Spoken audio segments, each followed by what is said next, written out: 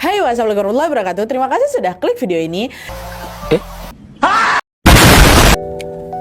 Halo semuanya, sebelumnya perkenalkan nama aku Zaitun Hikmah dengan NIM 330302-387 dari kelompok 1 mata kuliah Legal Drafting. Nah, di sini saya akan menjelaskan sedikit tentang peraturan daerah. Apa sih peraturan daerah itu? Nah, peraturan daerah merupakan instrumen hukum yang memiliki peran penting dalam mengatur kehidupan masyarakat di tingkat lokal.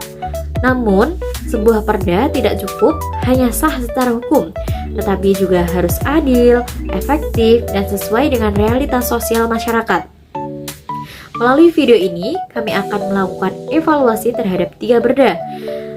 Salah satunya di Kota Surakarta, periode 2022 sampai 2024 dengan pendekatan filosofis, sosiologis, dan normatif untuk melihat sejauh mana perda tersebut benar-benar berpihak pada masyarakat. Perda pertama yang akan kami evaluasi adalah Perda Kota Surakarta nomor 14 tahun 2023 tentang pajak daerah dan retribusi daerah. Secara fisiologis, perda ini bertujuan meningkatkan pendapatan asli daerah untuk membiayai pembangunan dan pelayanan publik. Tujuan ini dasarnya sudah sesuai dengan prinsip kemanfaatan bagi daerah, namun secara sosiologis perda ini menimbulkan persoalan bagi UMKM dan usaha kecil. Contoh nyatanya dapat kita lihat pada pedagang kuliner kecil, kafe rumahan, atau usaha di sekitar Pasar Gede dan Manahan yang mulai terbebani kewajiban pajak dan retribusi meski skala usahanya masih sangat kecil. Banyak pelaku usaha kecil yang akhirnya tetap beroperasi secara informal karena merasa tidak mampu memenuhi kewajiban pajak secara penuh. Dari sisi normatif dan legal drafting, perda ini belum mengatur secara tegas pembedaan perilaku antara usaha mikro, kecil, dan usaha besar. Hal ini berpotensi bertentangan dengan asas keadilan dan proporsionalitas karena beban hukum yang sama ditetapkan pada kondisi ekonomi yang berbeda. Artinya, perda ini berpotensi bermasalah karena kurang berpihak pada usaha kecil yang justru menjadi tulang punggung ekonomi lokal. Sekian dari saya, dilanjutkan oleh rekan saya. Terima kasih.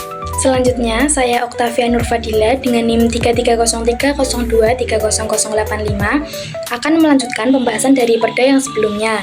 Di sini saya akan membahas Perda Kota Surakarta nomor 2 tahun 2023 tentang pengelolaan jasa tenaga kerja dengan perjanjian kerja. Jika tadi kita sudah membahas soal pelaku usaha dan beban pajak, sekarang kita ke pihak yang ada di dalam usaha itu, yaitu tenaga kerjanya. Secara garis besar, perda ini sebenarnya punya tujuan yang baik, yaitu melindungi tenaga kerja dan memberikan kepastian hubungan kerja. Hal ini sejalan dengan keadilan dan kemanusiaan. Tapi jika kita lihat dari kondisi lapangan secara langsung, perda ini belum sepenuhnya sesuai dengan realitas ketenagakerjaan di Kota Solo. Masih banyak pekerja di sektor UMKM seperti karyawan kafe kecil, pekerja event, atau tenaga kerja harian yang bekerja tanpa perjanjian kerja tertulis. Dalam praktiknya, hubungan kerja seringkali masih bersifat informal dan berdasarkan kepercayaan. Akibatnya, aturan dalam perda ini jadi sulit diterapkan secara maksimal. Dari sisi aturannya sendiri, perda ini juga belum menjelaskan secara rinci soal pengawasan dan penerapan sanksi, terutama untuk usaha kecil. Hal ini membuat perlindungan hukum bagi pekerja belum optimal, sementara pelaku usaha kecil juga sering bingung dalam memenuhi kewajiban hukumnya. Menurut kami, solusi yang dapat dilakukan yang pertama, menyediakan format perjanjian kerja sederhana dan mudah dipakai khusus untuk UMKM. Yang kedua, melakukan sosialisasi hukum ketenagakerjaan yang praktis dan mudah dipahami. Yang terakhir, menerapkan pendekatan pembinaan dan edukasi terlebih dahulu sebelum memberikan sanksi. Dengan pendekatan seperti ini, hak pekerja tetap terlindungi, tapi pelaku usaha kecil juga tidak merasa terbebani secara berlebihan.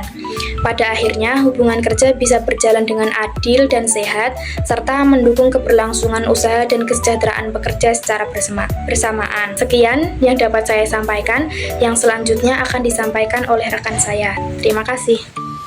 Nama saya Azhara Noviana dengan NIM 330302-30105. Perda ketiga yang kami evaluasi yaitu Perda Kota Surakarta nomor 3 tahun 2024 tentang inovasi daerah. Secara filosofis, Perda ini bertujuan mendorong kreativitas, daya saing, dan kemajuan daerah yang sangat relevan dengan identitas Kota Solo sebagai kota kreatif dan budaya. Namun, secara sosiologis, manfaat perda ini belum dirasakan secara merata.